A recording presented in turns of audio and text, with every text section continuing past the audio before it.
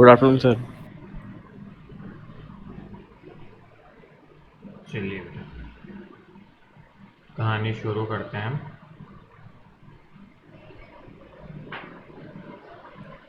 तो बेटा organic, I hope जितना हमने पढ़ा उतना आप पढ़ रहे होंगे, जितना भी हमने बेटा प्रीवियस क्लास तक देखा।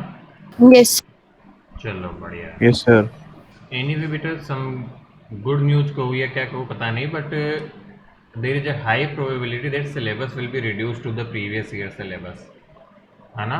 इंटरनल ही है अभी, बहुत ज़्यादा वो नहीं है, but with very high probability this is on cards, है ना। तो today I was in school और ये सब थोड़ा डिस्कशन चल रहा था, तो थोड़े आगे से हिंट मिल चुके हैं। तो होप फॉर द गुड, हो सकता है थोड़ा सा रिलैक्सेशन हो जाए, थोड़ा बहुत भी कम होता है तो। बट वही है, शायद पिछले बार वाले ही कम होगा तो, और मे भी उससे थोड़ा कम कम हो, बट कुछ ना कुछ रिडक्शन शायद प्लानिंग हो रहा है। बाकी नॉट श्योर, है ना, अभी कोई फाइनल नहीं है, बट बातचीत चल रही है ऐसे इंटरनली, आगे जो भी कमेटी वगैरह है सीबीएसई की। चलिए, तो हम बेटा कहानी शुरू करें हमारी भी।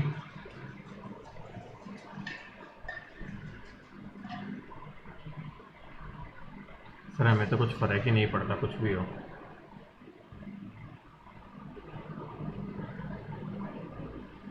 चलिए,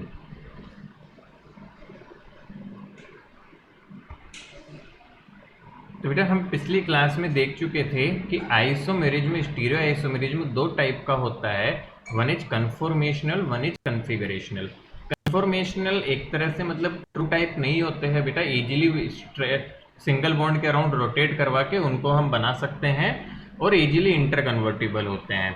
but configurational are not easily inter convertible because there is restricted rotation involved in the configurational isomers. अब बेटा आगे चलते हैं कहानी पे। तो हम बेटा टाइप देखेंगे कन्फिगरेशनल के। कन्फिगरेशनल के दो टाइप हमारे सिलेबस में हैं। भाई यहाँ पे मैं टाइप्स लिख देता हूँ।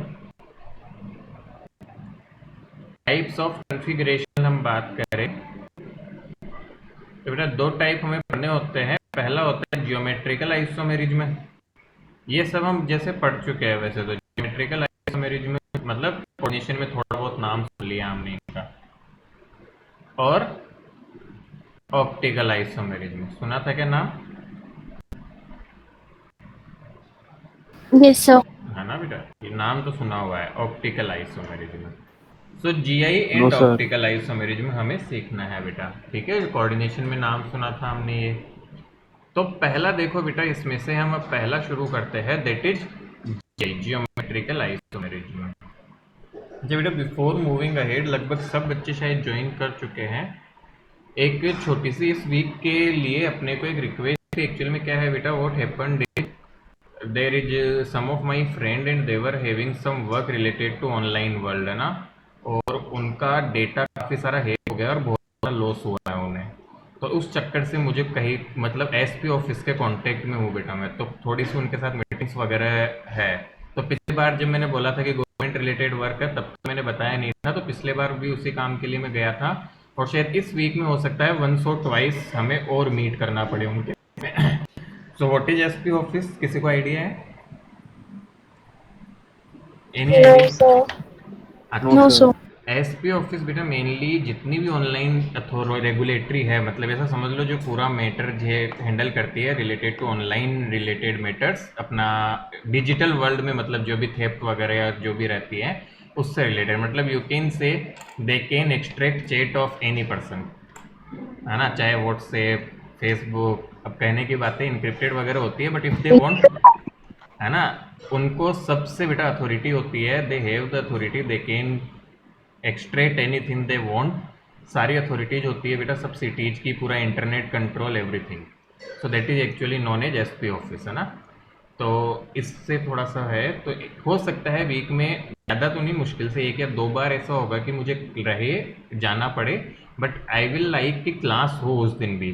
तो क्या मैं इवनिंग पे क्लास लूँ तो हम कंफर्टेबल रहेंगे? I will inform you before hand. Time. बेटा उसी लगभग आप मान के चलो बेटा, जाते हैं तो 5 साढ़े 5 तक तो ये रहते हैं। उस दिन तो ये हुआ था कि मैं उनके किसी वजह से बाहर आ नहीं पाया था, कोई और काम में भी फंस गया था, but I will be back most probably until unless कोई अदर एक्सटर्नल सर्कमस्टांसेस नहीं हुए फ्री है सर इवनिंग में तो 6:30 या 6:45 से समझ लो 8 बजे तक या 7:30 बजे तक अपन जितना भी उस दिन, मतलब ज़्यादा नहीं होगा, हार्डली वंस और ट्वाइस। रात में भी ले लो सर, सर फ्री है। मॉर्निंग में नहीं ले सकते? बेटा मॉर्निंग स्कूल की क्लासेस रहती है ना, इसलिए जस्ट टू वन और यस टू सर, डेज। अभी एक हफ्ते पेपर है, सुबह मत लेना। जस्ट वंस और सर ट्वाइस इवनिंग नाइट कभी भी ले लो सर। तो एक बार बेटा ज़्यादा नहीं होगा, हार्डली वंस और ट्वाइस, क्योंकि इतना टाइम इनके पास भी नहीं है ना, मेरे पास है, मैं भी वो नहीं करता। बट मैटर थोड़ा बड़ा है, you can say it's like 50 lakhs और उससे भी ऊपर का मैटर है, तो काफ़ी पंगे वाली चीज़ है। तो जस्ट वन सर रात के 2 बजे से पहले ले लो बस। अरे ऐसे नहीं होगा। सो अदर स्टूडेंट्स बेटा प्लीज, इज इट पॉसिबल तुम्हारी कोई और क्लास तो नहीं होती है यदि मैं मैसेज ड्रॉप करूं आपको before hand, I will message कि दिन तक ही मैसेज कर दूंगा कि आज अपनी रेगुलर क्लास पे न होके इवनिंग क्लास रखेंगे, क्योंकि मैं नहीं चाहता क्लास कैंसिल करे anyhow. So is that okay with everyone? Hardly once और ट्वाइस, इससे ज़्यादा नहीं होगा, वंस ही होगा, ट्वाइस Yes, sir. में पॉसिबिलिटी। क्या हमें क्लियर है ये बात? बेटा किसी को ऑब्जेक्शन हो तो प्लीज अभी बताओ, कि क्लास करनी है, ऐसा ना हो कि हमें दिक्कत हो। Okay, so I assume that it's fine for everyone, I will let you know. So it can be once और ट्वाइस केस, तो मुझे एक बार कंफर्म करना था बेटा, आपको इन्फॉर्म भी हो गया, तो ये ध्यान में रखना है हमें, है ना। I will inform before hand, don't worry, बस 1 या 2 बार ऐसा हो सकता है वीक में, बाकी नहीं होगा। शायद इस वीक के बाद वैसे भी प्रॉब्लम नहीं होगी, ये इसी वीक का थोड़ा सा है कि मीट के लिए अब जाना पड़ेगा, तो वो तो फिर रहता ही है बेटा, आप कुछ नहीं कर सकते उसका ना। So that the case. So GI शुरू करते हैं बेटा। तो पहली बात, जियोमेट्रिकल आइसोमर्स के लिए हमें क्या सीखना है, तो ध्यान देंगे, हमें सबसे पहली चीज सीखनी है what is the necessary condition if a compound show geometrical isomers और not. So the necessary condition for geometrical isomers is, first necessary condition is restricted rotation। ठीक है, तो इसको बोलते हैं बेटा restricted rotation। सबसे पहली कंडीशन होती है अराउंड ए बॉन्ड, मतलब किसी भी बॉन्ड में अबाउट रोटेशन जो है ना रिस्ट्रिक्ट होना चाहिए, मतलब रोटेट इजीली नहीं होना चाहिए, रोटेशन नहीं होना चाहिए पॉसिबल एक साइड का। सो सबसे फर्स्ट कंडीशन बेटा देखते हैं हम, restricted rotation around a bond, it is mostly double, majority of case में डबल रहता है, समटाइम्स सिंगल। अब सिंगल कब होगा वो मैं अलग से बताऊंगा, तो डोंट वरी, हमें मेनली डबल हैंडल करना होता है बेटा। गुड। सेकंड कंडीशन हमारी रहेगी हमेशा atoms forming that bond, atoms forming that bond should be attached to two different carbon, two different atoms or groups, atoms or groups। तो बेटा ये थोड़ा सा अजीब लगती है सेकंड कंडीशन पढ़ने में, atoms forming that bond should be attached to two different atoms और ग्रुप्स। मतलब क्या हुआ, ध्यान से देखो, एक एग्जांपल लेता हूं, समझाता हूं बेटा। C double bond C, A B, A और बी। बेटा पहली कंडीशन चेक करो, restricted rotation around a bond, तो डबल बॉन्ड तो होता ही होता है, मैंने पिछली क्लास में समझाया था आपको, वो लोग 2 पेन लेके बताया था ना कि 2 बॉन्ड है तो एक साथ वो एक दूसरे के साथ घूमते हैं, तो एक साइड नहीं घूम सकती। सो टेल मी, क्या पहली कंडीशन सेटिस्फाइड है, डबल बॉन्ड है मतलब सेटिस्फाइड है।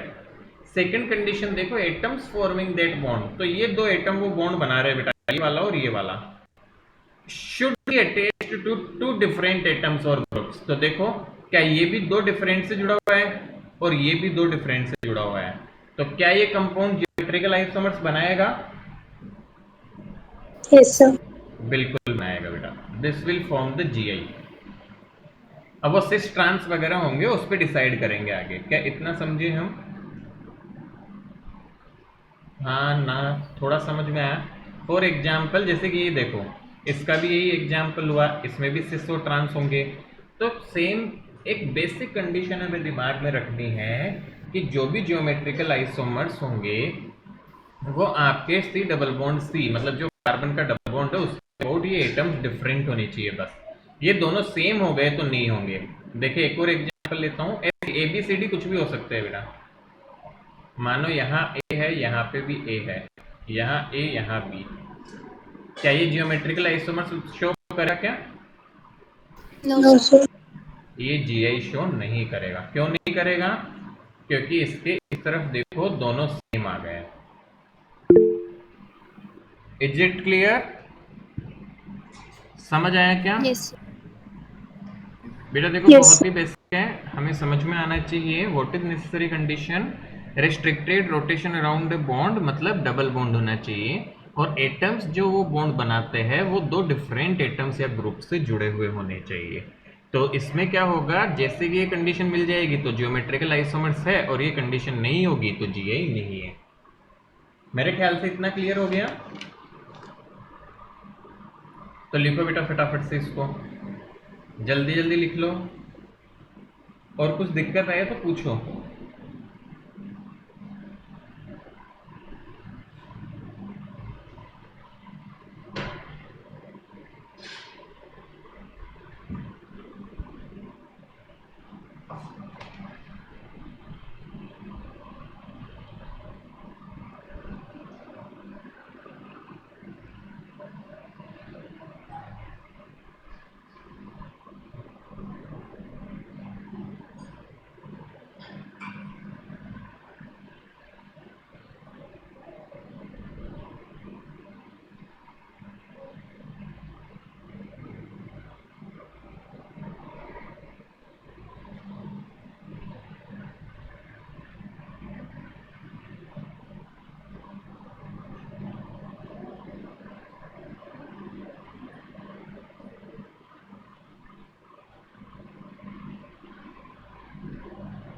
बेटा लिख लिया हमने,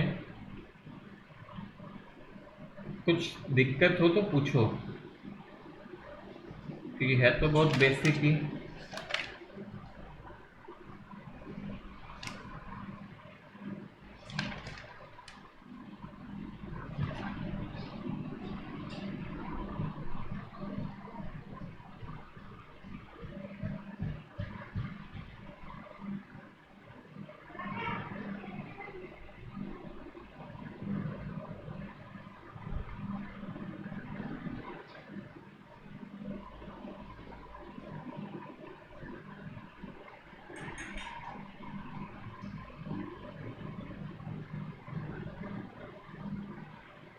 इज इट डन बेटा? Yes sir. चलिए आगे बढ़ रहा हूं मैं। देखो बेटा एक और एग्जांपल लेते हैं। जैसे कि आपने देखा होगा, भी थोड़ी देर टाइम पहले भी हमने लिया था, सी डबल बॉन्ड सी से CH3 Cl CH3 Cl। मान लो ऐसा कोई कंपाउंड था बेटा, ठीक है ना? तो ऐसा कोई कंपाउंड है तो इसके बेटा इसका जियोमेट्रिकल आइसोमर पॉसिबल है या नहीं? Yes sir. बिल्कुल पॉसिबल है, दोनों कंडीशन सेटिस्फाई हो रही है।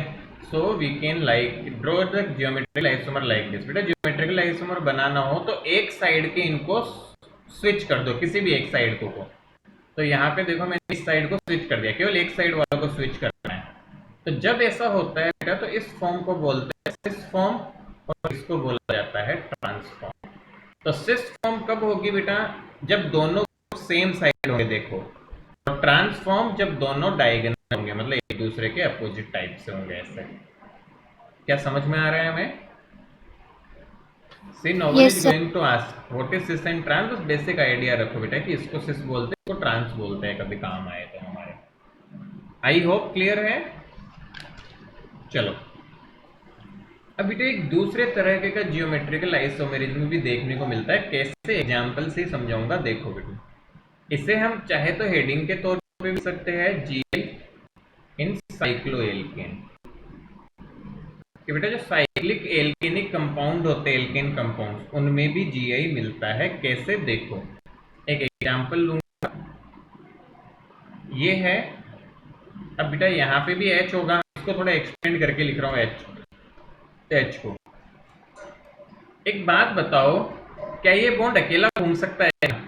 Is it possible to rotate this bond alone? क्या ये अकेला घुमा तो रिंग टूट जाएगी? Yes, sir. तो ये एक केस ऐसा है जिसमें सिंगल बॉन्ड के अबाउट रिस्ट्रिक्टेड रोटेशन होता है। प्लीज नोटिस केवल यही केस होता है, मतलब साइक्लोएल्केन्स में restricted rotation around single bond, बाकी कभी नहीं होगा। तो हमें ये भी बता दिया मैंने, देखो जो एक्सेप्शनल आता है। तो अब ध्यान दे बेटा, क्या ये कंपाउंड जीआई शो करेगा क्या? देखो जरा,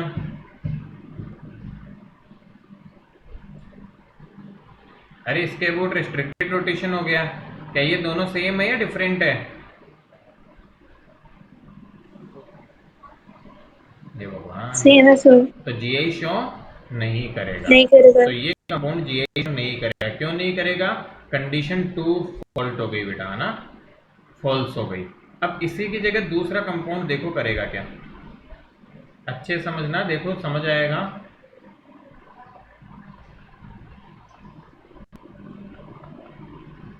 क्या ये करेगा शो? Yes, sir. बेटा समझ पा रहे हो क्या? हाँ ना? Yes, sir. Yes, sir. तो ये जीआई शो करेगा, बिल्कुल करेगा, 100% करेगा। तो ये हमारा जीआई शो करेगा, this compound will show geometrical isomers. और देखो एक और एग्जांपल देता हूँ बेटा।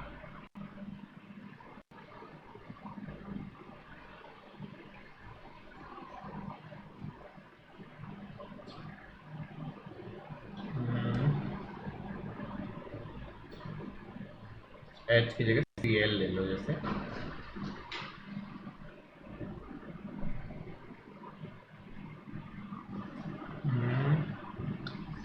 अभी कंफ्यूज हो जाओगे, पहले बेसिक ही लो। HCl3 ले लेता हूँ दोनों। Why to confuse at this level? बेटा मान लो यहाँ भी CH3 और यहाँ भी CH3 जुड़ा हुआ है। बोलो सोचो करेगा कि नहीं करेगा इस बॉन्ड के अबाउट? No, sir. सोचो, अच्छे से सोचो बेटा। आंसर तो जी करेगा। आप बताओ कैसे? बेटा सिंपल सी चीज देखो तो कि कार्बन कार्बन भी जुड़ा हुआ है और CH3 भी है. ये कार्बन कार्बन, ये H एक और यहाँ पे भी एक H है, और क्या ये बॉन्ड अकेला घूम सकता है क्या? Yes, नहीं, sir. रेस्ट्रिक्टेड रोटेशन है। तो देखो दोनों कंडीशन सेटिस्फाई कर रही है, means this will show GI. अरे आ रहा है समझ में? Yes, बेटा sir. देखो बहुत बेसिक है, अगेन रिपीट करता हूँ, या तो डबल बॉन्ड वाला केस आएगा या सिंगल बॉन्ड वाले केस होंगे, वो केवल साइक्लिक एलियंस में होंगे। तो यहाँ सिंगल बॉन्ड है, यहाँ सिंगल बॉन्ड है। अब सिंगल बॉन्ड में क्या देखना है? बिल्कुल बेसिक वही चीज चेक करो, फिर रेस्ट्रिक्टेड रोटेशन तो है ही, बस चेक कर लो सेम या डिफरेंट वाला है कि नहीं। Then we can say that this will show the GI और it will show the phenomenon of geometrical isomerism. उसके जियोमेट्रिकल आइसोमर्स बनाए जा सकते हैं। बात समझ आ रही है? यदि आ रही है बेटा तो इसको लिखो, और नहीं आ रही तो बोलो, पूछो, क्योंकि पूछते नहीं हो बिल्कुल भी। Just ask, is this clear? Yes, Yes, sir. हाँ लिखो बेटा जल्दी से। ये क्यों नहीं करेगा? रीजन लिख लेना चाहो तो यहाँ साइड में।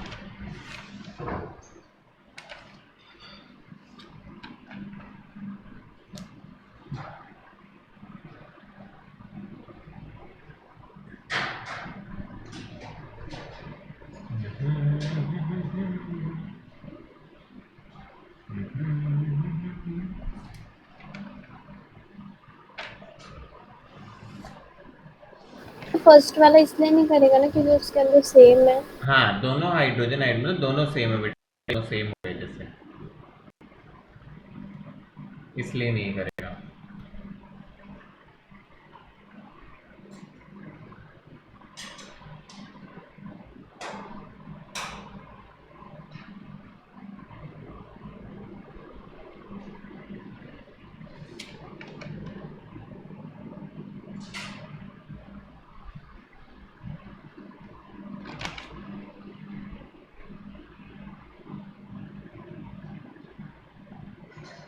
डन।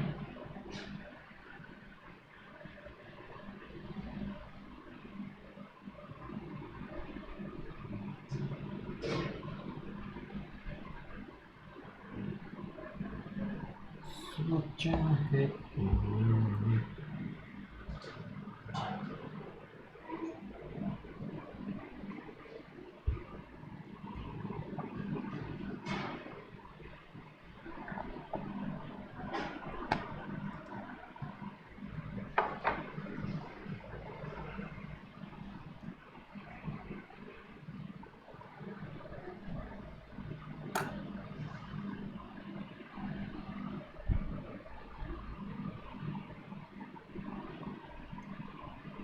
डन।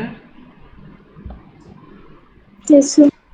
चलो बेटा आगे चलते हैं कहानी में थोड़ा सा और देखते हैं कि और कोई कंपाउंड्स भी हमें करेंगे क्या जीआई शो। देखो बेटा एक आध एग्जाम्पल देख लेते हैं। लॉन पेयर, बेटा इसे लॉन पेयर को दिखाते हैं।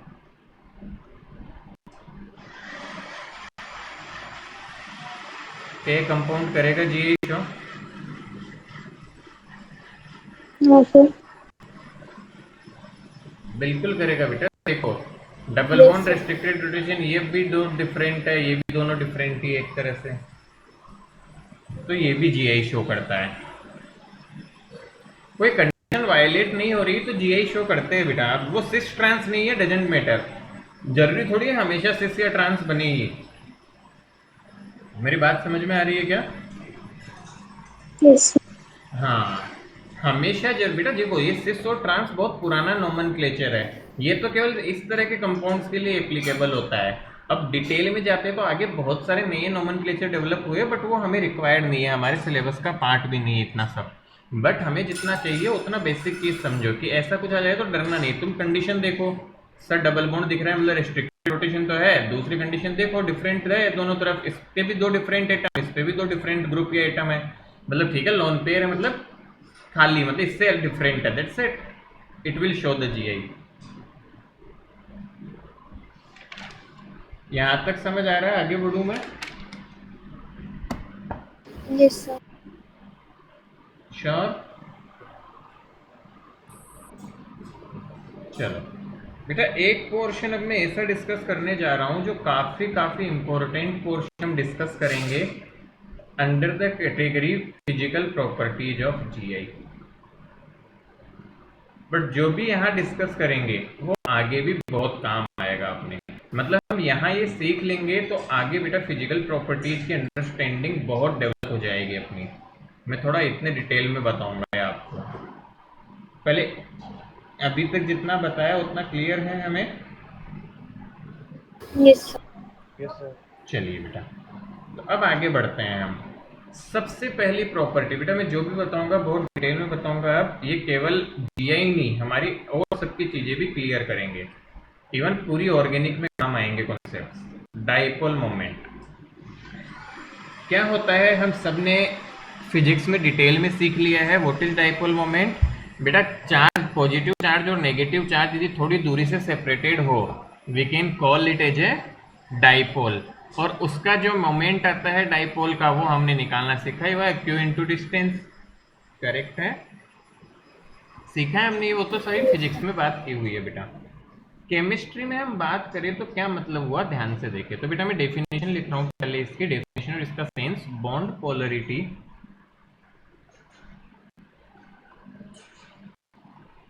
Results into bond movement.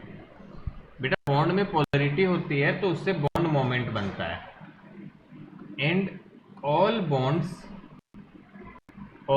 Moments results into dipole moment of molecule.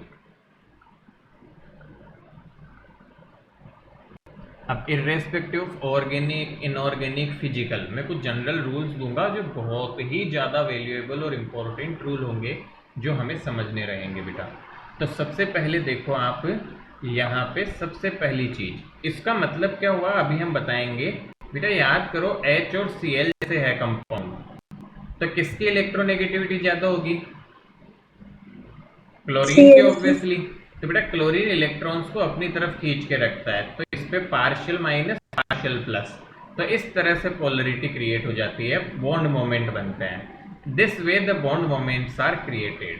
तो बॉन्ड मोमेंट बनते हैं, और बॉन्ड मोमेंट्स को इसमें तो केवल एक ही बन रहा है, तो वही डाइपोल मोमेंट हो जाएगा। यदि सारे बॉन्ड मोमेंट्स को जोड़ूं तो कंप्लीट डाइपोल मोमेंट मिलता है। तो सबसे पहला रूल क्या है हमारे पास? Rule number 1, in case of, ध्यान से समझना, symmetrical molecules, in case of symmetrical molecules where central atom is without lone pair, where central atom is without lone pair, without lone pair। अच्छा, डाइपोल मोमेंट को बेटा mu से दिखाते हैं, mu is 0। For example CCl4, CCl कैसी shape होती है CCl4 की, कौन बताएगा? tetrahedral tetrahedral and sp3 hybridisation होता है बेटा। इसका मैग्नेटिक मोमेंट होगा 0। क्यों? क्योंकि सिमेट्रिकल मॉलिक्यूल है और विदाउट लॉन पेयर है। और देखो BF3 में थोड़ा सा ये समझ लो केमिकल बॉन्डिंग भी चल रहा है थोड़ा थोड़ा सा। sp2 again symmetrical without dipole, मतलब विदाउट लॉन पेयर, तो मैग्नेटिक मोमेंट इस कंपाउंड में क्या होगा? 0। क्या समझ में आ रही है क्या?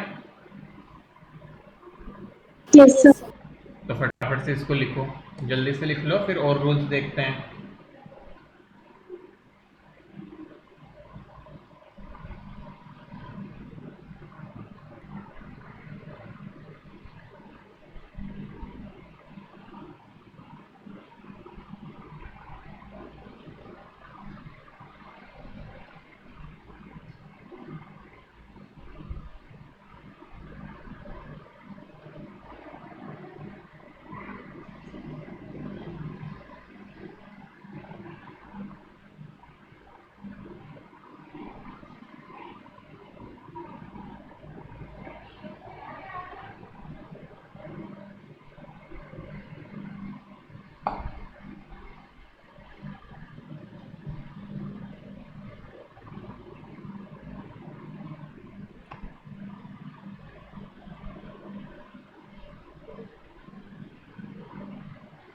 देन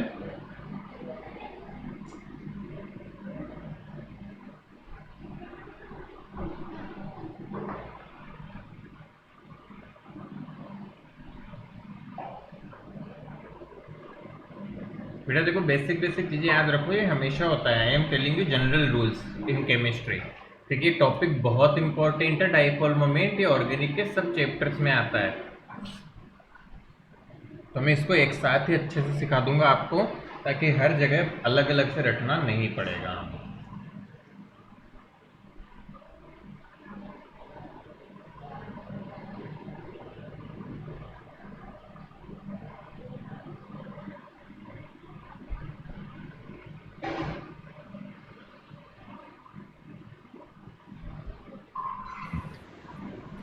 सर वो वापस समझा दो सर, मेरा स्लाइड चली गई यहाँ पे सिर्फ ही। कोई बात नहीं बेटा। सी, डाइपोल मोमेंट क्या होता है?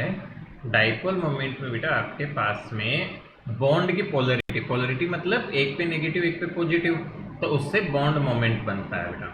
और बॉन्ड मोमेंट जो बनते हैं उससे आपका अल्टीमेटली सारे बॉन्ड के मोमेंट्स को जोड़ तो डाइपोल मोमेंट बनता है। अब सबसे पहला रूल क्या है कि यदि सिमेट्रिकल मॉलिक्यूल होंगे और जिसमें लॉन पेयर नहीं होगा सेंट्रल एटम पे, तो उसका डाइपोल मोमेंट 0 होता है। म्यू 0 मतलब डाइपोल मोमेंट 0। जैसे CCl4 बेटा, इसका टेट्राहेड्रल शेप होती है, सिमेट्रिकल मॉलिक्यूल ही है, सिमेट्रिकल शेप होती है, सब शेप सिमेट्रिकल होती है, तो इसका डाइपोल मोमेंट 0 होगा। सिमिलरली BF3, इसमें भी सिमेट्रिकल शेप है, sp2 हाइब्रिडाइजेशन है, लॉन पेयर नहीं है, तो डाइपोल मोमेंट 0। ठीक है ना?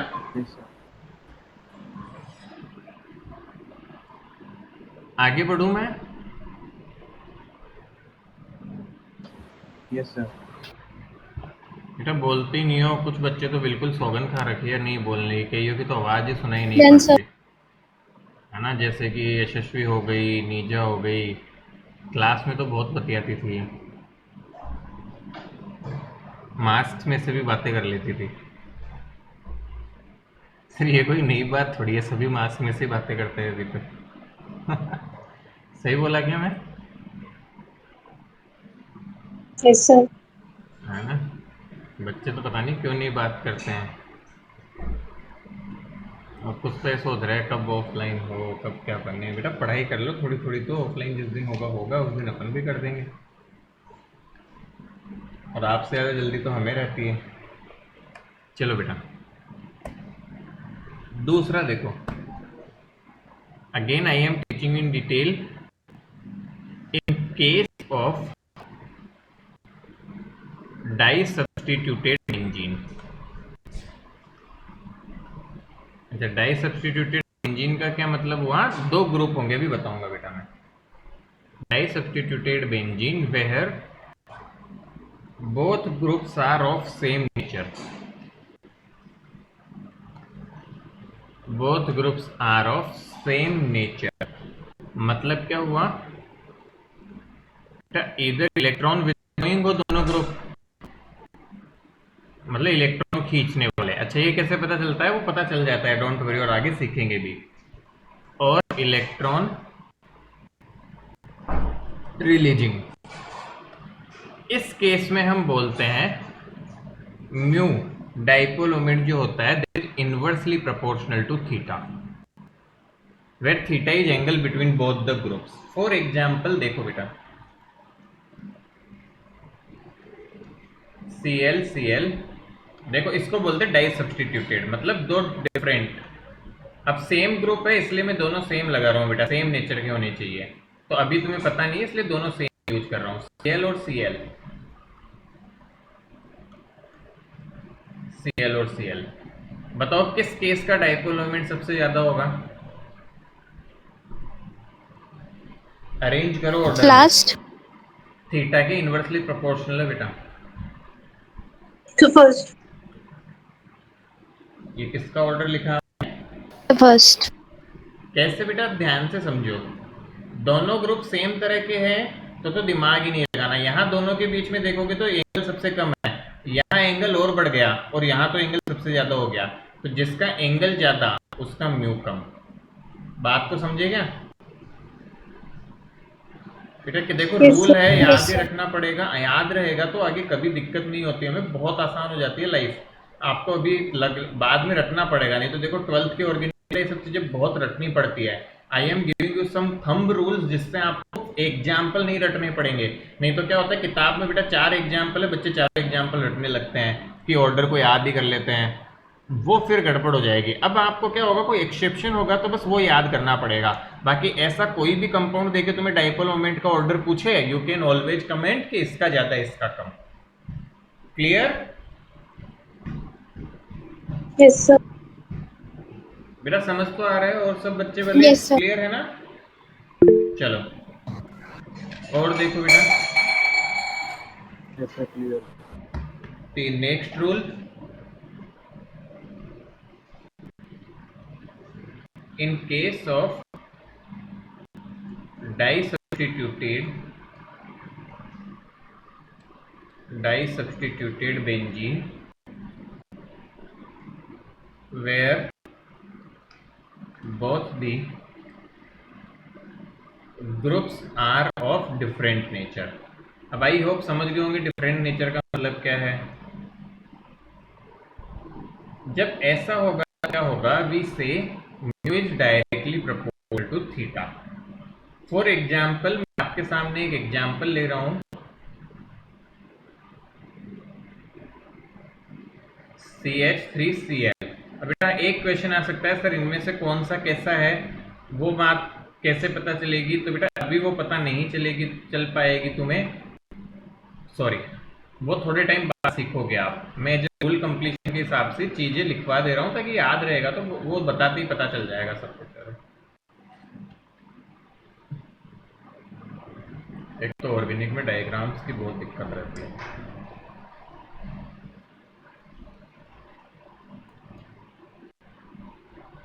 अब बेटा देखो, CH3 जो होता है वो इलेक्ट्रॉन डोनेटिंग ग्रुप होता है। अच्छा, फिर CH3 इलेक्ट्रॉन डोनेट कैसे करेगा, बाद की बात है वो सब, अभी इतना दिमाग लगाओ। CH3 वैसे इलेक्ट्रॉन डोनेटिंग होता है और ये इलेक्ट्रॉन विड्रॉइंग होता है।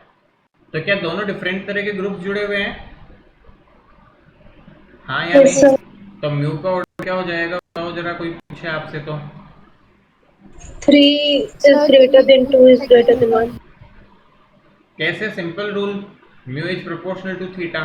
तो यहाँ देखो 180 डिग्री के आसपास है, यहाँ थोड़ा फील आ रहा है 120 के आसपास या 60 के आसपास। तो थीटा के डायरेक्टली प्रोपोर्शनल होगा जब म्यू दोनों ग्रुप डिफरेंट होंगे। क्लियर है? Yes. चलो फटाफट से लिखो इसे।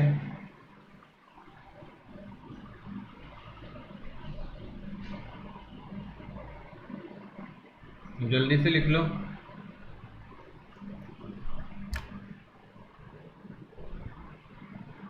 सर जब ग्रुप सेम होते हैं और लोन पेयर होता है तब 0 थोड़ी होता है म्यू। नहीं, तब जीरो नहीं होता बेटा, लॉन पेयर वगैरह आने पे जीरो नहीं होता है।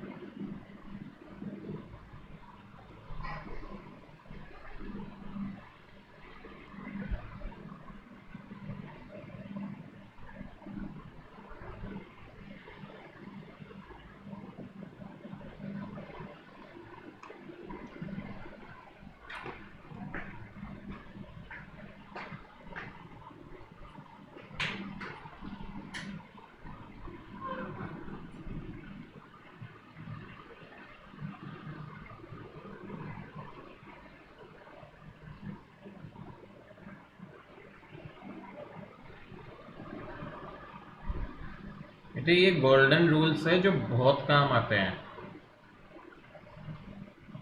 इवन कम्पिटिटिव एग्जाम्स में भी काम आएंगे अपने। ये ऐसी चीज़ बता रहा हूँ जिससे रटने का काम अपना 12th क्लास में मिनिमम हो जाएगा, एटलीस्ट फिजिकल प्रॉपर्टीज वगैरह रटने का काम। जो एक्सेप्शन होगा केवल वही रटना पड़ेगा।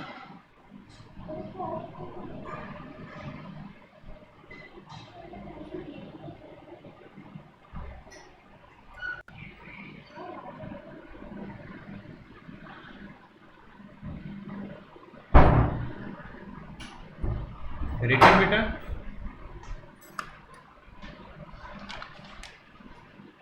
लिख लिया क्या? Done. Yes sir. Yes, sir. चलिए बेटा आगे चलते हैं। अब देखिए बेटा, एक अगला टॉपिक, अगला कॉन्सेप्ट सीखते हैं, दैट इज बॉइलिंग पॉइंट। तो बेटा बॉइलिंग पॉइंट क्या होता है, आप सबको पता है बॉइलिंग पॉइंट होता क्या है, तो मैं इस पे नहीं जाऊंगा। हमें ध्यान रखना क्या है बेटा, माइक्रोफोन म्यूट करो जिनका फोन है, directly related to hydrogen bond, bonding, dipole, moment etcetera. और भी फैक्टर होते हैं बट ये दो मेजर फैक्टर होते हैं बेटा जो बॉइलिंग पॉइंट को डिटरमाइन करते हैं सब्सटेंस के। ठीक है, एक्चुअल रीड तो क्या होता है, depends on intermolecular forces of attraction. Intermolecular forces of attraction, तो ये होता है बेटा एक्चुअल। बट हमें अब intermolecular forces of attraction measure करने का डायरेक्ट तो कोई तरीका है नहीं, हम किसी को देख के तो बता नहीं सकते। तो ये दो ऐसी चीजें जिससे हम बोलते हैं हाइड्रोजन बॉन्ड और डाइपोल मोमेंट, इनसे हम नॉर्मली कंपेयर करते हैं। और हमारे क्वेश्चन यदि पूछा जाएगा तो वो जनरली इन्हीं के बेसिस पे होता है, क्योंकि और कोई तरीका ही नहीं पता, किसी को देख के थोड़ी पता लगा लेंगे कि है कि नहीं। Getting it? Yes sir. तीसरा देखो बेटा कॉन्सेप्ट होता है मेल्टिंग पॉइंट का। ये केवल जीआई के लिए ही नहीं, एक्चुअली में ये कॉन्सेप्ट्स आप कैसे दे रहा हूँ सबके काम आएंगे। कभी भी मेल्टिंग पॉइंट कंपेयर करवाओ किसी का भी, किसी का भी बॉइलिंग पॉइंट कंपेयर करवाओ, ये कॉन्सेप्ट हमेशा काम आएगा। Melting point depends upon packing packing of substance. अच्छा, पैकिंग का मतलब क्या है बेटा? यहाँ पे हमने सॉलिड स्टेट पढ़ चुके हैं, हम पढ़ चुके ना। Yes, sir. तो पैकिंग का मतलब बेटा वही है, जितनी अच्छी पैकिंग होगी, पैकिंग एफिशिएंसी, पैकिंग कितना होती है, क्लोज पैकिंग, ये सब पढ़ी थी बेटा। सो बेटर दी पैकिंग, पैकिंग जितना इफेक्टिव होगी उतना ज़्यादा मेल्टिंग पॉइंट होगा। तो ये सबसे हटके टॉपिक है बेटा। इसको याद रखने के लिए हम एक छोटी सी चीज याद रखेंगे, ध्यान से सुनना जो मैं समझा रहा हूं तुम्हें, ठीक है। मैं एक अरेंजमेंट बना रहा हूं बेटा। गोला हमारा दिखाएगा सुमो पहलवान को, और ऐसे करके जो मैं बनाऊंगा वो हमारा दिखाएगा किसी मतलब बिल्कुल ही पतले इंसान को, है ना। क्या बोले हम पतले इंसान को, है ना, वोट इट इज, है ना।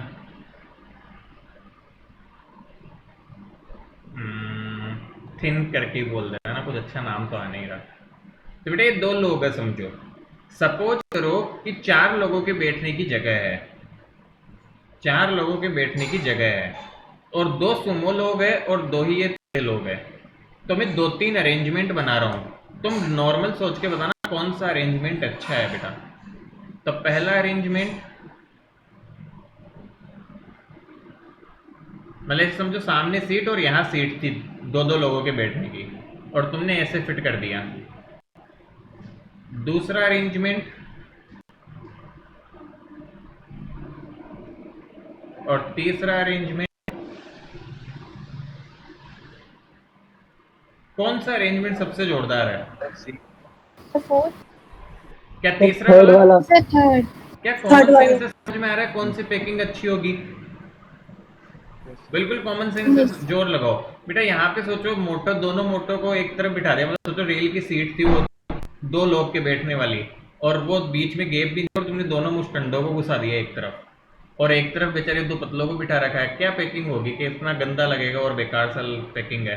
यहाँ पे थोड़ी बेटर पैकिंग है फिर भी, बट इधर इनके पैर वेर टच होंगे, एकदम एक दूसरे को लड़ाई करेंगे, और ये खुले बैठे हैं। यहाँ तुमने कंपनसेशन ऐसा किया कि एडजस्ट होके बढ़िया से बैठेंगे चारों, बहुत बढ़िया काम हो जाएगा इनका। Are you getting it? तो पैकिंग से मतलब ऐसा कुछ होता है। तो वो कंपाउंड को देख के थोड़ा हिंट लग जाता है बेटा। मोटे मोटे लोग एक तरफ हो तो डिफिकल्टी होती है, मोटा पतला साथ हो तो थोड़ा आसान होता है। समझ में आया क्या बात? Yes, sir. पक्का जा रहा है दिमाग में? Yes sir.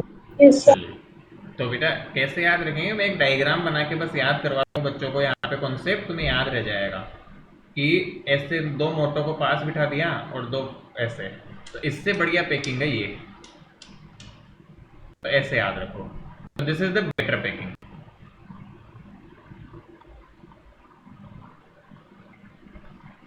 मतलब पैकिंग अच्छी होनी चाहिए। पैकिंग थोड़ा बहुत तो समझती हो तुम, तो इस तरह से देखते हैं कैसे। अभी सवाल करेंगे हम तो और समझ आएगा। इतना क्लियर है?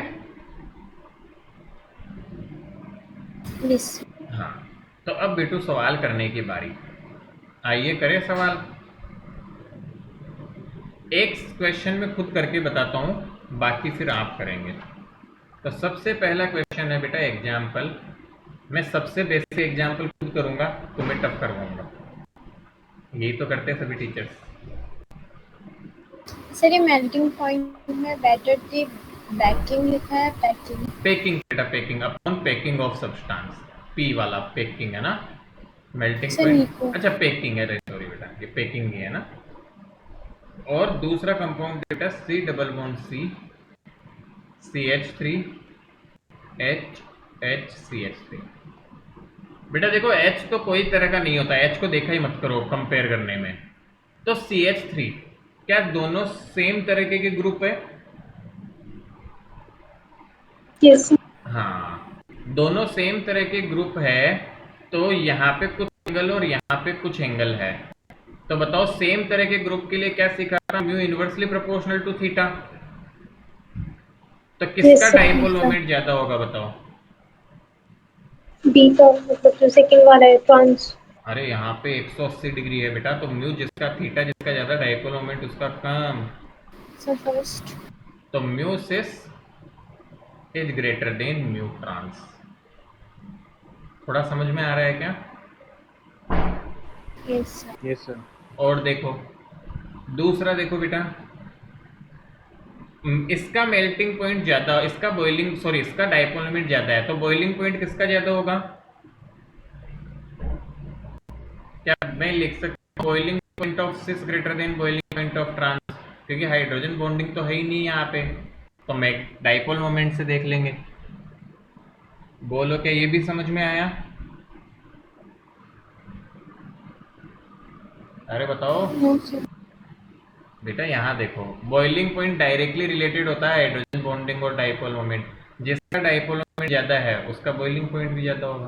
अब यस इसमें क्या सर। सोचना बताओ? रूल तुम्हारे सामने लिखे हैं बेटा। तीसरा बताओ, मेल्टिंग पॉइंट किसका ज्यादा होगा, सोचो। सर फर्स्ट का।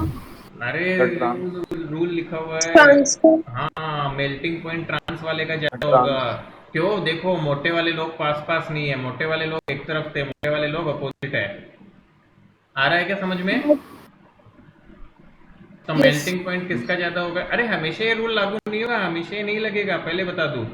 जो मैंने ये 3 लिख दिए कि हर जगह यही चिपका दो, तो melting point of trans will be greater than melting point of sis.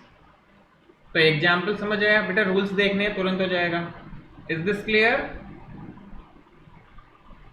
Yes yes sir. यदि समझ आया तो एक दो सवाल करके दिखा दो मुझे फटाफट, ताकि ये टॉपिक डन अपना, मतलब आगे भी कभी नहीं अटकेंगे अपन।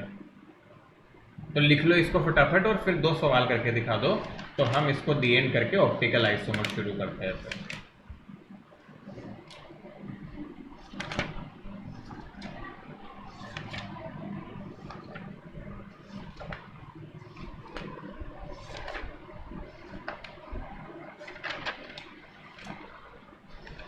बेटा देखो, जितना अच्छे से हम ये पढ़ेंगे ना उतना अच्छे से आपका आगे का काम आसान होगा, क्योंकि ये सब चीज़ें आपको रटनी, बार बार याद नहीं करनी पड़ेगी सब चीज़, क्योंकि ये सब लॉजिक बेटा नहीं होते हैं। बुक में 2-3 एग्जाम्पल होते हैं और बस वो याद कर लेते हैं बच्चे, क्योंकि टीचर्स भी माथापच्ची नहीं करना चाहते और बच्चे भी नहीं करना चाहते। उनको लगता है याद कर लो, और टीचर्स है कि कर ही लेंगे याद, जिनको पढ़ना है वो तो याद कर ही लेंगे। बहुत आसान होता है ये चीज़, जो बच्चे पढ़ने वाले हैं वो तो कर ही लेंगे, नहीं पढ़ने वाले को करवाओगे तो भी नहीं करेंगे।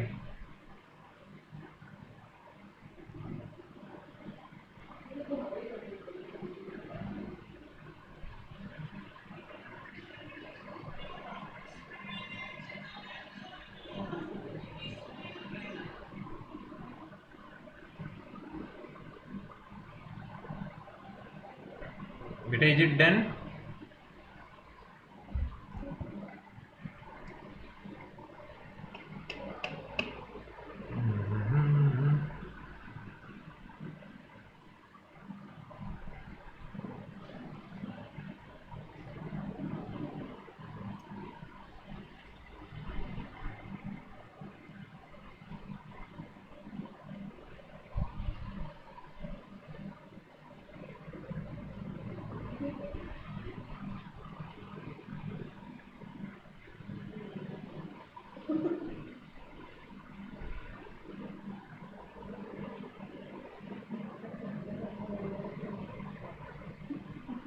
आगे बढ़ो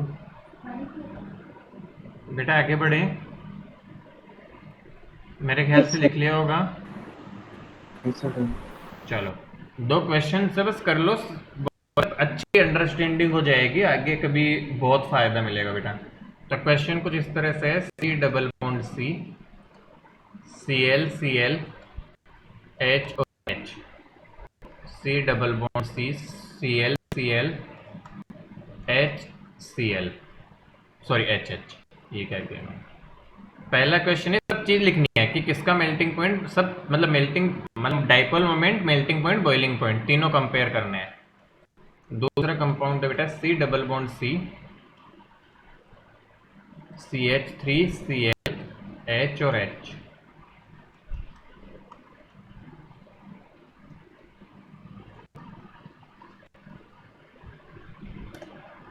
तो दिमाग लगाते हुए करें हम। देखते हैं कि आप कैसे करेंगे।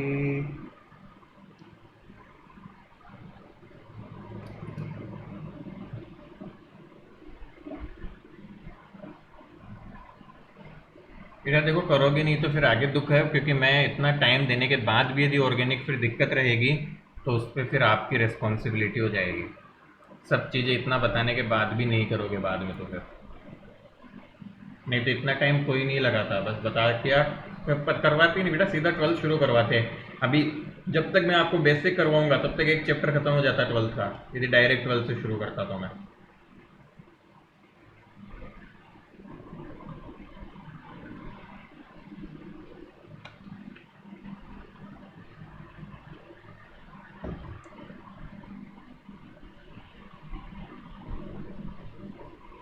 और अपना तो छोड़ो बेटा, बड़े कोचिंग्स तक, बड़े इंस्टीट्यूट्स जो जेईई नीट की प्रिपरेशन का नाम लेते हैं वो तक नहीं करवाते 12th में दोबारा, यदि कोई कहता भी है तो।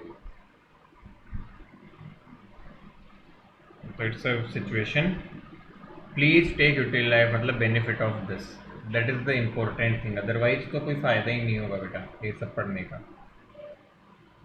लिख लिए हमने आंसर? Yes sir.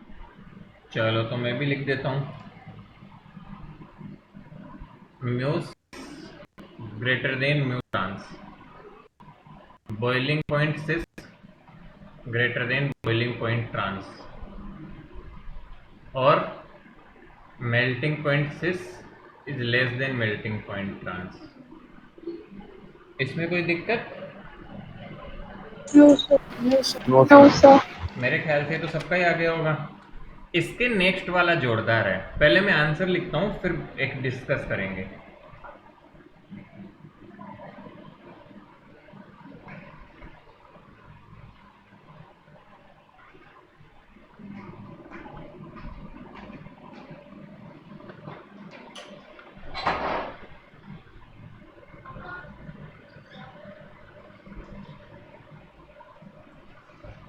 सोचो जरा। सर ये मेल्टिंग पॉइंट वाला कैसे आया? बेटा दो बड़े ग्रुप साथ में थे तो कम ही होगा, ऑब्वियस बात है, इनको साइड कर दिया। यस सर, समझ आ गया। अरे एच से तो सभी बड़े होते हैं। ठीक है सर। बेटा क्या दोनों ग्रुप डिफरेंट नेचर के हैं? तो डिफरेंट नेचर के हैं तो जहां ज्यादा दूर एंगल होगा उसका melting point sorry dipole moment ज्यादा होगा। तो यहाँ पे एंगल थोड़ा कम है, यहाँ पे एंगल देखो बड़ा सारा, तो मेल्टिंग डाइपोल मोमेंट ट्रांस का ज्यादा सिस से, बॉइलिंग पॉइंट ट्रांस का सिस से ज्यादा हो जाएगा डाइपोल मोमेंट से, और मेल्टिंग पॉइंट अपना ट्रांस का ज्यादा चलता ही आ रहा है क्योंकि पैकिंग बेटर है वहां। Got it? Yes sir. Sure? Sir ये यस सर। सर ये दूसरा पॉइंट है सर, बॉइलिंग पॉइंट और डाइपोल मोमेंट का समझा दो। बेटा बॉइलिंग पॉइंट डाइपोल मोमेंट से रिलेटेड होता है। बॉइलिंग पॉइंट देखो डायरेक्टली प्रोपोर्शनली डायरेक्टली रिलेटेड होता है बेटा हाइड्रोजन बॉन्डिंग यदि मौजूद है खूब सारी तो उससे, और फिर डाइपोल मोमेंट। तो बेटा हाइड्रोजन बॉन्डिंग यदि होती है तो पहले हाइड्रोजन बॉन्डिंग प्रेफर किया जाता है, इसीलिए मैंने ऑर्डर में लिखवाया। तो इन एग्जाम्पल जितने भी हमने देखे उनमें कहीं पे भी हाइड्रोजन बॉन्डिंग का केस ही नहीं है। आ रही है बात समझ में? Yes sir. तो कहीं पे भी उसको देखना ही नहीं, तो क्या जिसका डाइपोल मोमेंट ज्यादा उसका बॉइलिंग पॉइंट ज्यादा। Yes sir. तो वो तो सिंपल ही हो गया, डाइपोल मोमेंट देख लो, और डाइपोल मोमेंट देखने के रूल्स हमने लिख ही लिए ऑलरेडी। आगे बढ़े? सोच लो। Yes sir. यस। चलो बेटा चलते हैं आगे। ये लिख लिए एग्जाम्पल्स हमने।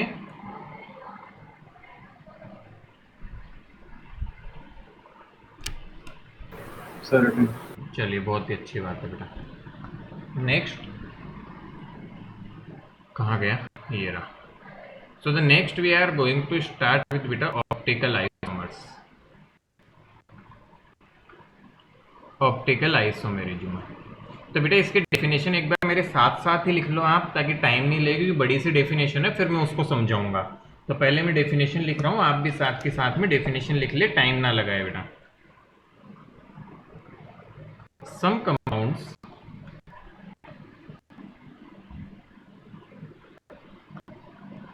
behave in characteristic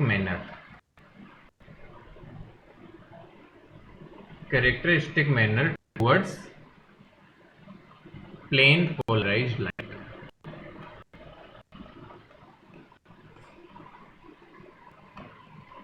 Plane polarized light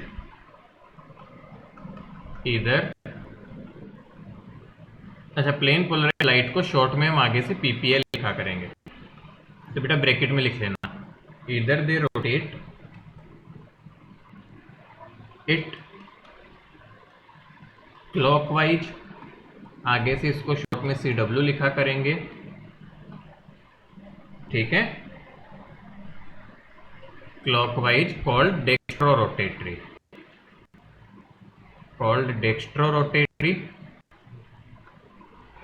और एंटी क्लॉकवाइज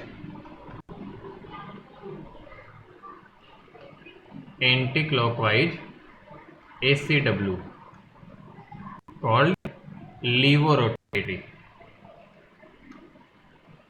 नाम levo rotatory, are known as optically active compounds,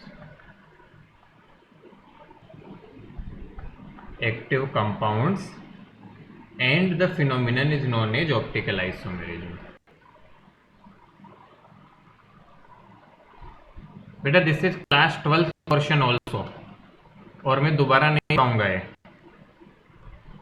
this is a portion of class 12 halogen chapter, मैं लिख देता हूँ, this is a part of class 12 also, please read it carefully. मैं उस chapter में दोबारा नहीं बताऊंगा, यहीं पे मैं उससे ज़्यादा डिटेल में बता दूंगा, so that will not be discuss, क्योंकि नेक्स्ट चैप्टर वही पढ़ेंगे हम, 12th का पहला ही चैप्टर है, उसी में दिया हुआ ऑप्टिकल आइसोमर, तो मैं यहीं पे सारा डिटेल में बता दूंगा सब कुछ जो भी चाहिए हमें।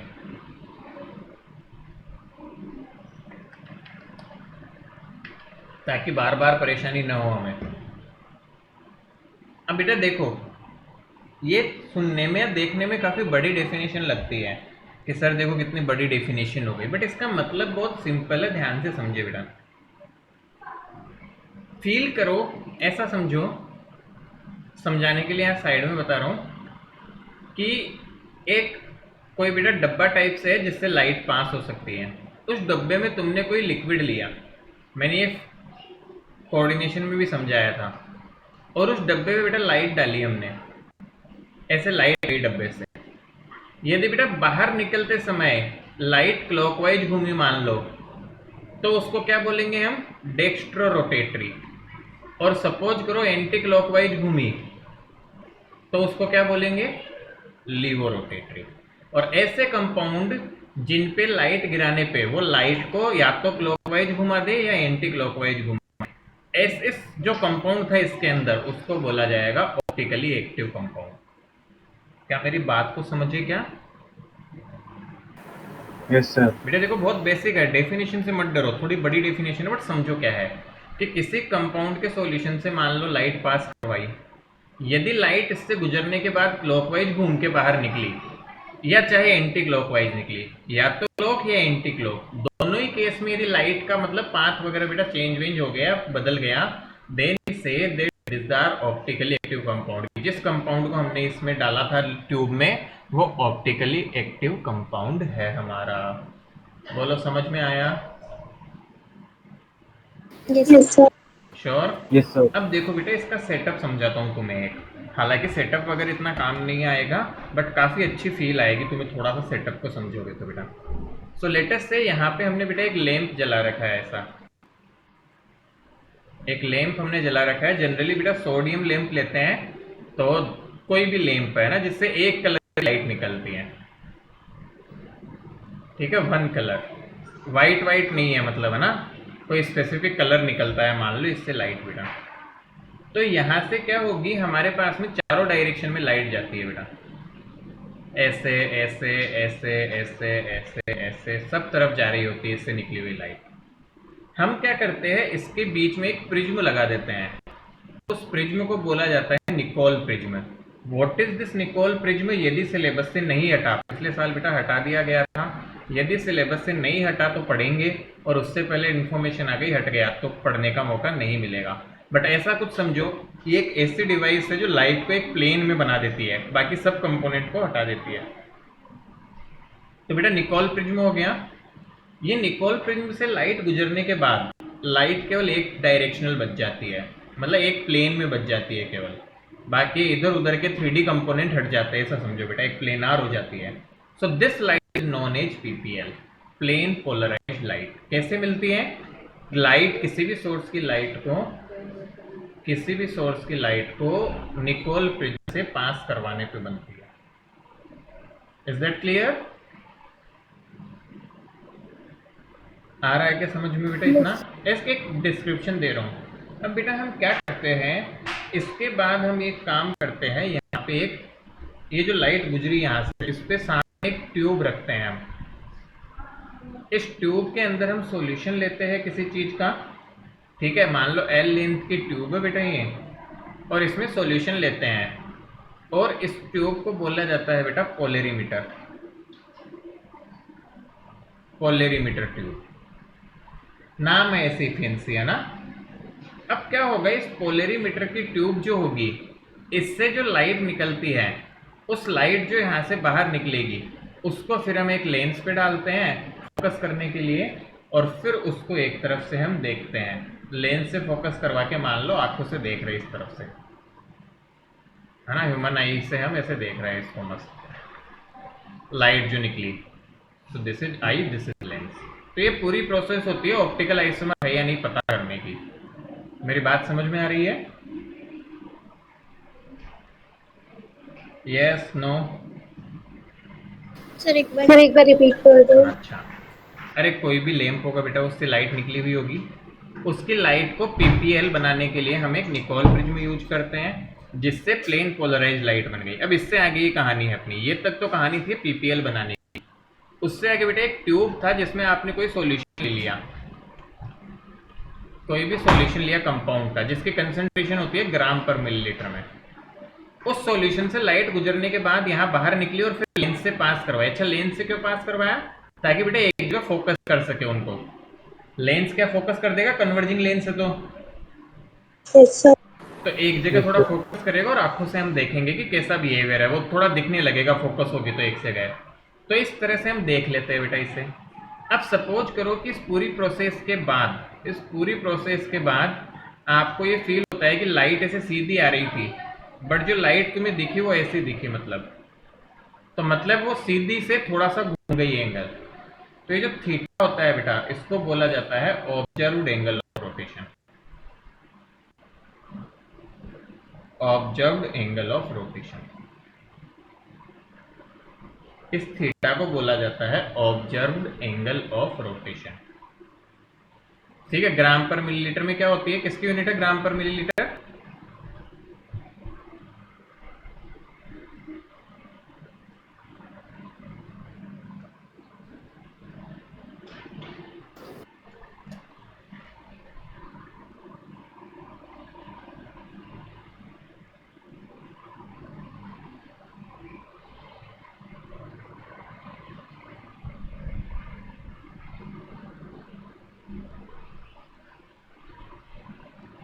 Is it making sense?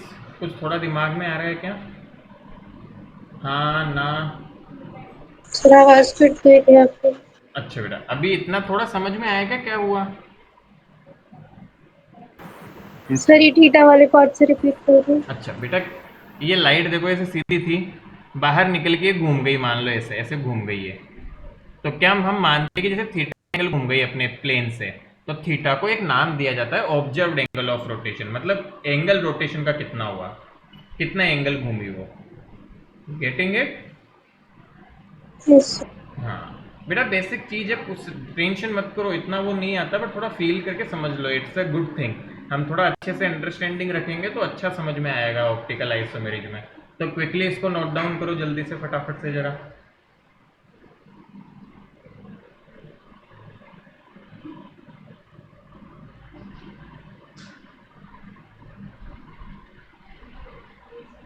कर लो नोट डाउन,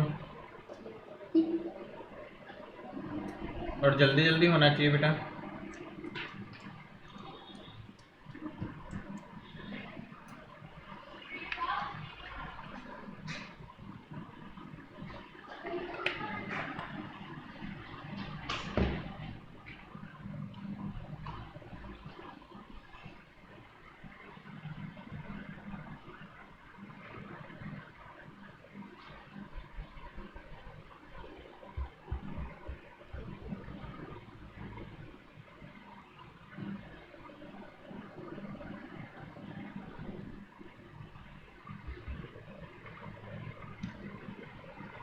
मेरा जस्ट एक प्रोसेस समझाइए, थोड़ा ध्यान रखो, अच्छा रहता है, काम में है तो वैसे नहीं आता, बट थोड़ा समझ में आता है ऑप्टिकल आइसोमर्स कैसे पता करते हैं।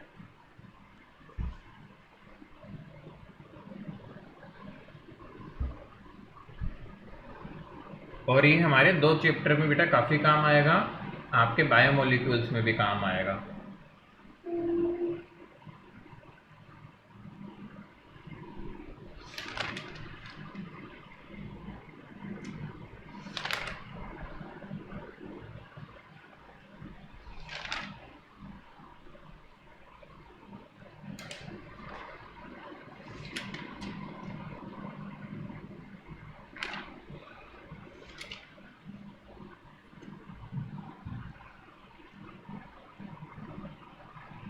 कर लिया हमने।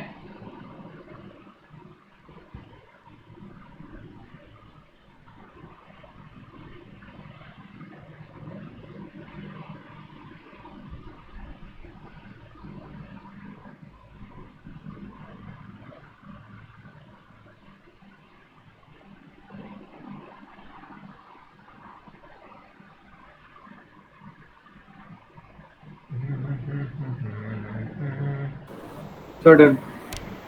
डन। Yes sir. चलो बेटा आगे बढ़ूँ मैं। Yes sir. चलिए बेटा, एक टर्म होती है जिसे हम बोलते हैं chiral centre.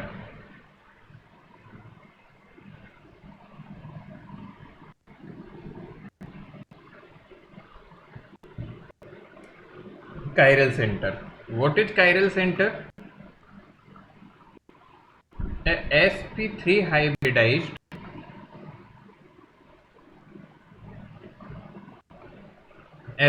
hybridized atom which is attached to 4 different atoms। तो बेटा एक ऐसा एटम जो sp3 हाइब्रिडाइज्ड होना चाहिए और जो अटैच हो 4 डिफरेंट ग्रुप्स और एटम्स या ग्रुप्स से, तो ऐसे एटम को बोला जाता है कायरल सेंटर। फॉर एग्जाम्पल ध्यान से देखो, एग्जाम्पल लेता हूं बेटा, मान लो कार्बन है, इससे 4 लोग अटैच है, P, Q, R और S, तो क्या कायरल सेंटर हो जाएगा? तो ऐसे स्टार मार्क करके दिखाएंगे हम कायरल सेंटर को, ना ऐसे स्टार मार्क करके। और देखो एग्जाम्पल, जैसे बेटा मान लो सिलिकॉन है, मान लो सिलिकॉन पे मान लो ऐसे ग्रुप्स जोड़ दिए बेटा, H, CH3, Cl, NH3, जुड़ेंगे नहीं, मान लो यदि जुड़े हुए हैं, तो क्या ये भी कायरल सेंटर की तरह काम करेगा? चारों डिफरेंट ग्रुप से देखो sp3 हाइब्रिडाइजेशन भी है। अब मैं कुछ एग्जाम्पल्स लिख रहा हूं, उनमें तुम बताओगे करेगा कि नहीं करेगा, ठीक है? तो क्वेश्चन क्या है? आइडेंटिफाई कायरल सेंटर, ऐसा समझ लो बेटा, एक क्वेश्चन है आइडेंटिफाई कायरल सेंटर। अच्छा, एक कंपाउंड से ज्यादा भी हो सकता है, वो तुम्हें निकालने कितने हैं। तो मैं यहाँ पे बना रहा हूँ बेटा, लिखो इसे और फिर करो जरा, समझ आ गया होगा। ऐसे पहचानना है कि दूर दोनों तरफ, चारों तरफ में 4 डिफरेंट ग्रुप्स हो। Cl एक से ज्यादा भी हो सकते हैं, पता करना है कि एक से ज्यादा भी मौजूद है क्या।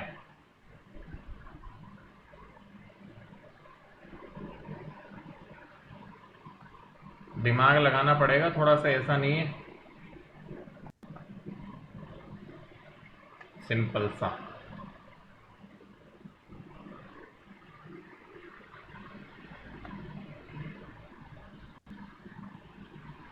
चलो बताओ जरा।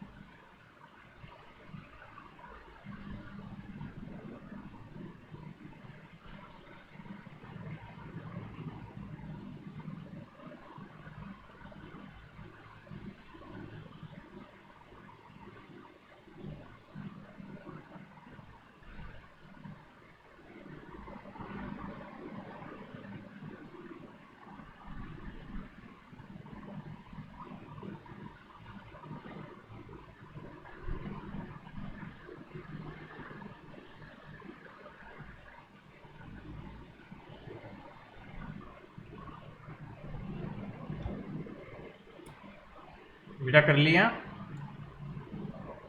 Is it done? Yes. यहाँ पे कोई है क्या कायरल सेंटर? देखो, वैसे और कोई तो बिल्कुल नहीं है, सब जगह देखो एच एच है।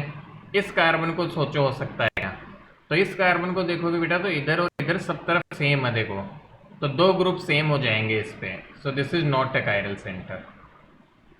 बात को समझे क्या? Yes, sir. इस कार्बन को देखो यहाँ पे, होगा क्या कायरल सेंटर? No, sir. देखो थोड़ा सा ढंग से बनाते इसको दोबारा।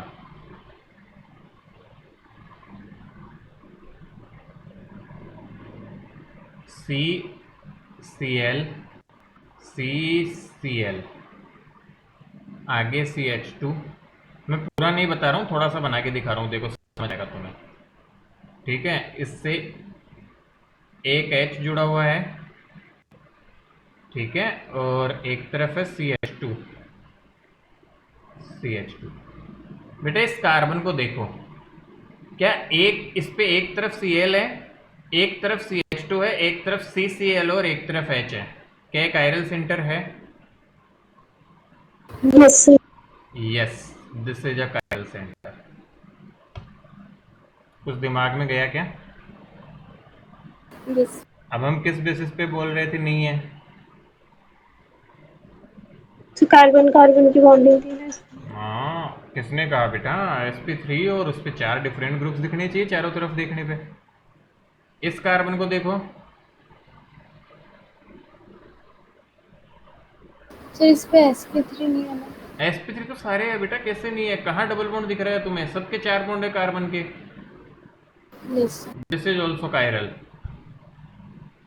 अरे बहुत बेसिक कॉन्सेप्ट है बेटा, तुम्हें 4 डिफरेंट चीजें चेक नहीं कर पा रहे हैं हम? बोलो। अरे हाँ ना, कुछ तो बोल दो रे। कर लोगे क्या चेक? Yes, sir. एकदम मरी मरी से आवाजें आ रही है, सब कुछ टफ पढ़ा रहा हूँ क्या मैं?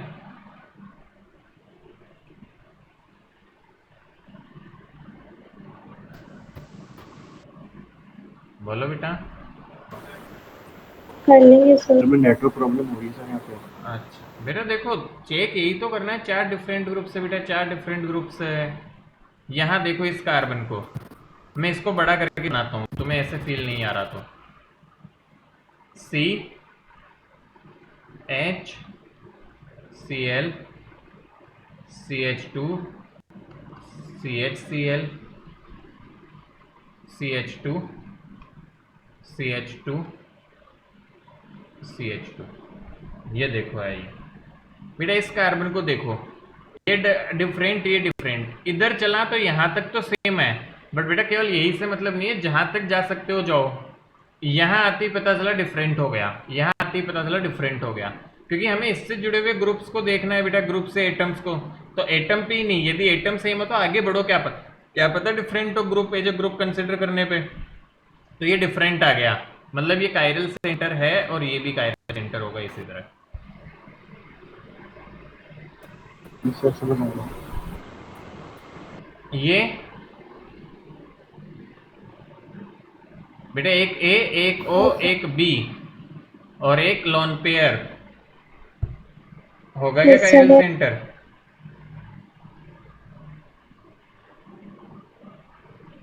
बिल्कुल है बेटा, 4 डिफरेंट ग्रुप्स है और sp3 हाइब्रिडाइजेशन है, सारे सेटिस्फाइड है। हाइब्रिडाइजेशन sp3 है, इसका धोखे में मत आना। कार्बन का डबल बॉन्ड का बोला मैंने, कार्बन के 4 बॉन्ड बन रहे हैं तो sp3, बट ये तो साफ दिख रहा है 3 सिग्मा और एक लोन पेयर, तो ये भी कायरल सेंटर है। हालांकि काम नहीं आएगा बट वैसे बताया। क्या कायरल सेंटर काम आता है? अभी थोड़ी देर में पता चलेगा कहाँ काम आता है। बट क्या इतनी बात समझ आई क्या बेटा? देखो इतना टफ नहीं आता, ये तो थोड़ा ज़्यादा टफ हो गया। बेसिक आते हैं जिनको हम आइडेंटिफाई कर पाएंगे इजीली। क्या कर लेंगे आइडेंटिफाई? यस। सर थर्ड वाला कैसे? CH2 और CH2 तो सेम ही है ना? देखो केवल एटम्स ही नहीं, ग्रुप्स तो हम आगे बढ़ते जाएंगे, यदि कहीं मिल सकता है तो, मतलब जहाँ तक ग्रुप्स में।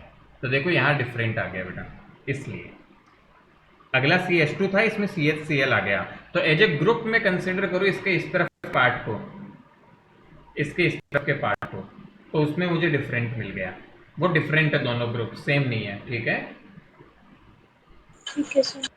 अच्छा बेटा एक और बात मुझे सडन याद आया, सी कल भी बेटा बारिश हुई थी शाम को, और मैं तो खैर बाहर ही था कल शाम को, और पजल्ड हो गया था। इवन मैं 1.5 घंटे बारिश में रुका रहा रास्ते में, है ना, कहीं पे साइड में जगह देख के मैं रुक गया था। मैं बाहर गया हुआ था कल किसी काम से, और बारिश इतनी तेज थी और इतनी बिजली वगैरह कड़की है कल, पता होगा तुम लोगों को भी, करेक्ट? Yes sir. तो बेटा ऐसे सिचुएशन में प्लीज़ टेक केयर, बाहर वगैरह मत निकलना जहाँ तक बहुत ज़रूरी नहीं हो, और बिजली निकलने पे तो घर की छत पे भी मत जाना, बिजली वगैरह चमके तो यदि ज़्यादा। सी कल से अभी तक की रिपोर्ट है, even in Rajasthan, I am not saying about other states, around 15 death हो चुकी है बेटा, ड्यू टू दिस बिजली और इन सब की वजह से। और आई एम नॉट, हाँ, I am not counting the deaths of जो एनिमल कह सकते हो बेटा, ये ह्यूमन डेथ्स है around in Rajasthan itself in previous 2 days because of the बिजली, जो आप कह सकते हो लाइटनिंग की वजह से। तो प्लीज बी केयरफुल। हाँ, इसका मतलब ये नहीं है बाहर ही ना निकले, बट यदि ऐसा है कि बहुत मौसम खराब है, बिजलियाँ तेज कड़क रही है, साफ साफ दिख रहा है, तो ऐसे केस में हम घर की छत और बाहर घर से जाना अवॉइड करें जब तक बहुत ज़्यादा इमरजेंसी ना हो। Please make it clear in your mind, क्योंकि मैं न्यूज़ पढ़ रहा था और मैंने कल खुद ने भी देखा, तो ये बातें बतानी जरूरी है। नहीं तुम तो बस क्या हो गया, कहीं जाना है तो चले जाते हैं, बिजली, अरे मौसम बहुत अच्छा है, चल छत पे चलते हैं, क्या मौसम हो गया है, नहीं। सर मेरा डॉग सर वेट हाँ से ठंडर से डर गया, सर उसको वेट के लिए जाना पड़ गया। तो बेटा होता है ऐसा भी, तो बेटा ऐसी सब चीज़ों को थोड़ा सा सेफ्टी रखें हम। मेरी बात समझ में आ गई? अब जब तक नेसेसरी ना हो मौसम का लुत्फ उठाने भी हम बाहर न जाए, क्योंकि अभी करंटली बेटा वो बारिश नहीं है, अभी थोड़े दिन तक मौसम ऐसा रहेगा कि थंडरी स्टॉर्म वगैरह है तेजी तेज, तो बाहर घूमने का प्लान भी न बनाए। Please avoid that, these things are necessary. All right, तो ध्यान रखेंगे मेरी इस बात का। चलिए आगे बढ़ते बेटा, हम इतना बेसिक समझ में आ गया, कायरल सेंटर वाला पार्ट लिख लिया हमने, ये जल्दी से लिखो।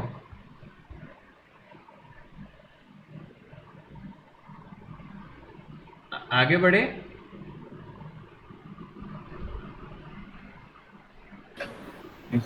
Yes sir. चलो बेटा, बेटा कुछ प्रोजेक्शन फॉर्मूला होता है ना, कभी कभी क्या कंपाउंड्स को प्रोजेक्ट किया जाता है, प्रोजेक्शन फॉर्मूले मॉलिक्यूल्स के। तो प्रोजेक्शन फॉर्मूला में बेटा हम देखते हैं वेज इन डैश,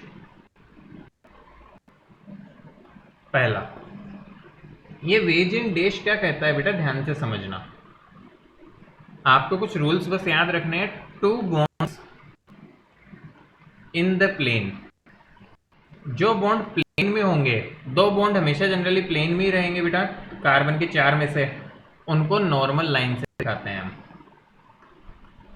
मतलब एक स्ट्रेट लाइन सीधी बना के। 1 बॉन्ड अबव द प्लेन, इसको बेटा हम दिखाएंगे वेज बना के। वेज क्या होता है, ऐसा एक ऐसा बनाते हैं वैसे, इसको वेज बोलते हैं हम, और कुछ नहीं ऐसा। And 1 bond below the plane, it is shown by a dash. Dash मतलब हम ऐसे ऐसे करके डैश डैश बना देते हैं ऐसा। फॉर एग्जाम्पल, मान लो बेटा कि मुझे ये कंपाउंड को, लेट्स से कि मुझे ये शो करना है CCl CH3 HBr। लेटेस्ट से अब इस 3D स्ट्रक्चर कैसा है मैं बना रहा हूं, देखे तुम पहचान पाते हो क्या कि किसका मतलब क्या है। C, I am drawing Cl and let's say Br,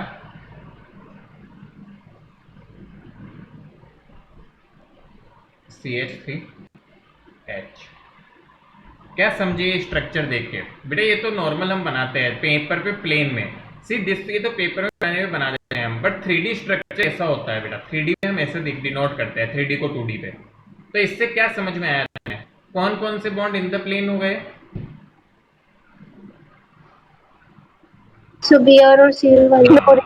तो इन प्लेन अपने 2 बॉन्ड कौन से हो गए, Br Cl के साथ वाले, और अबव द प्लेन कौन सा हो गया, CCH3 वाला, CH3। और बिलो द प्लेन कौन सा हो गया, CH वाला। तो बेटा ये क्या होता है कि हमारा 3D रिप्रेजेंटेशन यदि इस तरह से कभी कंपाउंड दे दिया जाए तो हमें समझ में आना चाहिए कौन सा बॉन्ड किसको, मतलब कैसा है इन 3D विजुअलाइजेशन, कि इस वेज का मतलब क्या है और डैश का मतलब क्या है। बहुत ज़्यादा हमारे काम नहीं आता, बट 1-2 जगह टकरा सकता है, तो हमें ये पता होना चाहिए ताकि हमें हेल्प मिल सके अंडरस्टैंडिंग में उसकी। गुड, समझ गए हम? यस। तो बेटा जल्दी से लिख लो इसको।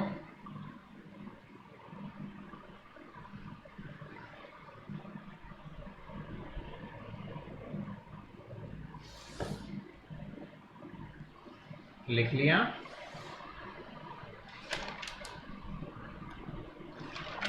फिशर प्रोजेक्शन नाम सुना है क्या हमने?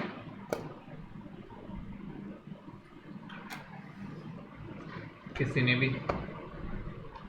क्या sir? Fischer projection no sir. नहीं सुना, कोई बात नहीं।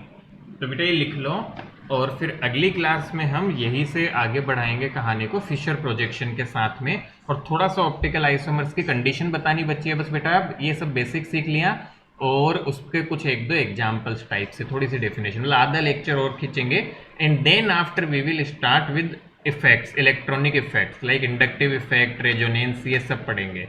तो वो फिर हमारी अगली क्लास का एजेंडा रहेगा, इंडक्टिव और रेजोनेंस शुरू कर देंगे हम। तो रेजोनेंस तो सबसे इंपॉर्टेंट है, सब बच्चों ने मीम्स भी देखी होगी ऑनलाइन कि फिर केमिस्ट्री का कोई क्वेश्चन ना आए और रेजोनेंस ऑप्शन हो तो क्या ऑप्शन मार देना है? रेजोनेंस। जो इंस्टा चलाते हैं उन्होंने तो भर भर के देखी होगी ये मीम्स, है ना। केमिस्ट्री का कोई भी क्वेश्चन ना आए and if resonance is the one of the answer, go with resonance, and truth is 90% of the time that is correct. तो that is the power of resonance in chemistry, है ना। तो वो बात है, तो it's true also anyway, so we will see that part also. तो ये सारा बेटा अगली क्लास का एजेंडा रहेगा। मैथ्स की क्लास वाले बच्चे बेटा इस वीक 4 क्लास रखी है सर ने, तो प्लीज़ टाइमिंग का ध्यान रखिए, क्लासेज का ध्यान रखिए। आज आपकी मैथ्स की क्लास है जस्ट आफ्टर दिस क्लास, मतलब 10 मिनट बाद, ठीक है। सर फिजिक्स का रेजोनेंस भी सेम होता है क्या? नहीं, फिजिक्स का रेजोनेंस अलग होता है बेटा, वो आप पढ़ते हो वेव्स में। Yes sir, sound. हाँ, वो अलग चीज़ होती है बेटा, वो डिफरेंट होता है। ओके बेटा, thank you sir. All right Thank बेटा, you, sir. Thank you. Thank you.